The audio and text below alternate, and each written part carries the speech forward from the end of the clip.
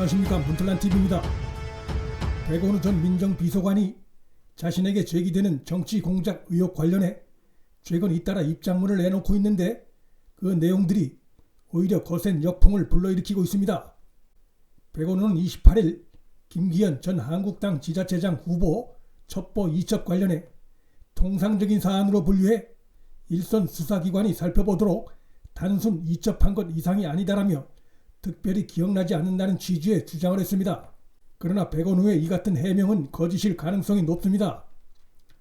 백원우로부터 첩보를 건네받은 박형철 비서관은 검찰 조사에서 당시 울산시장 관련 문건만 백 비서관에게 직접 건네받았다, 봉투에 든 첩보 보고서를 받았다며 백원우의 주장과 상반된 진술을 했습니다. 박형철은 또 현직 선출직 공직자와 관련한 비리 첩보가 이런 경로로 전달된 것은 김기현 전 시장의 사례가 유일했다며 당시의 상황을 똑똑히 기억하고 있다고 진술했습니다. 당시 상황이 특별히 기억이 나지 않는다는 백원우의 해명보다 특별한 케이스여서 당시 상황을 똑똑히 기억하고 있다는 박형철 비서관의 구체적 진술이 더 진실에 가깝다고 볼 수 있습니다. 백원우는 첩보를 이첩한 후엔 결과 보고받지 않았다고 주장했는데 이 역시 거짓으로 드러났습니다. 경찰청은 28일 울산시청 압수수색이 있기 한 달 전인 2018년 2월 초부터 무려 9차례 정도 수사 진행 상황을 보고받아 청와대와 공유한 사실이 있다고 시인했습니다. 선출직은 청와대의 감찰 대상이 아닙니다. 그럼에도 청와대 하명을 받아서 수사하고 수사 과정을 9차례나 청와대에 보고한 경찰의 태도는 청와대의 충견임을 스스로 자임한 것이나 다름없습니다. 경찰의 이 같은 시인은 청와대 선거 개입 논란이 일파만파로 확대되자 사실을 감췄다가는 파장이 더 커질 수 있다는 불안감에 제발저려 내놓은 것으로 보입니다. 박형철 비서관도 검찰 조사에서 경찰로부터 수사 보고를 받았다고 진술해 보고받은 바 없다는 백원우의 주장을 뒤집었습니다. 만일 백원우의 설명이 자신은 반부패 비서관의 자료만 넘겨주고 그 이후 진행 상황은 들은 바 없다는 의미로 설명한 것이라면 이것은 눈 가리고 아웅하는 격입니다. 사건의 본질은 경찰에 첩보가 이첩되고 그 이후에 수사 상황을 청와대가 전달받았느냐 하는 것입니다.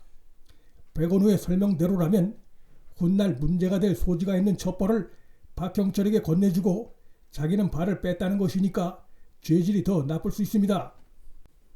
박형철과 경찰의 이딴 실토는 현 정권이 윤석열 검찰을 제어하지 못하고 있다는 불안감에서 나오는 것으로 사실상 정권 말기 현상에 가깝다고 볼 수 있습니다. 백원우는 오랫동안 수사나 조사하지 않았던 사안을 지금 시점에 꺼내들고 엉뚱한 사람을 겨냥하는 것이 정치적인 의도가 아닌지 의심이 들 뿐이라고 궁색한 반발을 했습니다.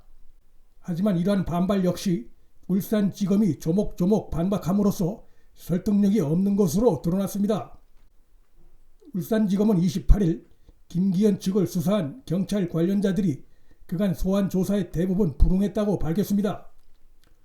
또 김기현 전 시장 수사에 단서가 된 첩보의 원천과 전달 과정에 대한 자료도 지난 10월이 지나서야 간신히 회신을 받았다고 설명했습니다. 경찰이 비협조한 배경에 청와대 눈치 보기가 있었으리라는 것을 상식적으로 짐작할 수 있다는 점에서 백원우의 주장은 적반하장격이라고 볼 수 있습니다.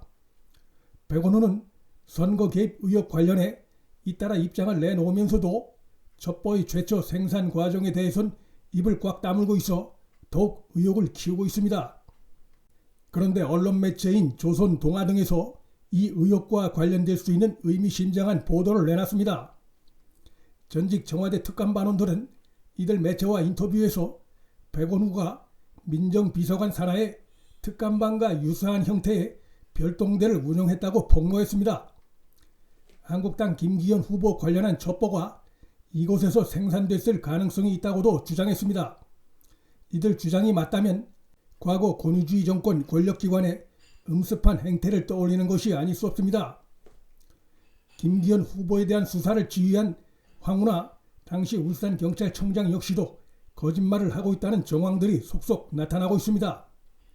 황운하는 김기현 전 시장 첩보는 경찰청 본청으로부터 받은 것일 뿐 첩보의 원천이 어디인지 알지 못한다고 주장했습니다.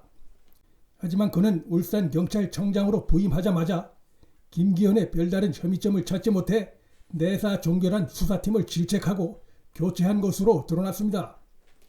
그는 또 수사 개시 전에 한국당 김기현 후보의 경쟁 상대인 문재인의 절친 송철호 변호사를 2차례나 찾아가 만난 사실도 드러났습니다. 이 모든 것을 공교로운 우연의 일치로만 볼 수 없습니다. 이 정도 되면 대통령 문재인의 절친인 송철호 후보를 상당히 의식하고 수사를 전개했다는 합리적인 의심을 피하기 어렵습니다. 백원우는 청와대 민정수석실 내에서 왕 비서관으로 통했다고 합니다. 그의 힘은 대통령 문재인과의 매우 친밀한 관계에서 나온 것으로 보는 것이 합리적입니다. 따라서 백원우가 대통령과 절친인 송철호의 선거에 개입한 의혹을 받고 있다는 것은 보통 심각한 문제가 아닙니다. 이런 가운데 김태우 전 특감반원이 충격적인 증언을 했습니다. 특감반 재직 시절 조국과 황운하 이름이 나오는 김기현 수사 동향 보고서 문건이 프린터기 위에 놓인 것을 우연히 직접 봤다고 증언했습니다. 또한 이 문건을 이인걸 당시 특감반장에게 보여줬더니 당황해하며 낚아채듯 가져갔다는 생생한 증언을 했습니다. 단순한 첩보 문건이 아니라 수사 동향 보고서였고 거기에 조국의 이름이 기재돼 있었다는 점에서 송철호 당선에 관심이 많았던 대통령 문재인에게까지 사안이 보고됐을 가능성이 충분히 있습니다. 공권력으로 선거에 영향을 미치려는 행위는 민주주의의 골간을 흔드는 중대 범죄 행위입니다. 한국당에선 울산뿐만 아니라 PK 지역의 다른 지역에서도 여권의 선거 개입 정치 공작이 있었을 것으로 의심하고 있습니다. 사실이 그렇다면 더더욱 큰 문제입니다. 늦었지만 이제라도 청와대 하명 의혹의 단서가 밝혀진 만큼 이번 기회에 다가올 선거에서 그 같은 일이 재현되지 않도록 철저히 진상을 밝혀내 관련자들을 엄중 처벌해야 합니다. 윤석열 검찰이 할 일이 갈수록 늘어나고 있고 그만큼 윤석열 검찰에 대한 국민의 기대감도 커지고 있습니다. 윤툴란TV 여기서 마칩니다. 구독과 좋아요, 방송 공유는 방송 제작에 큰 힘이 됩니다.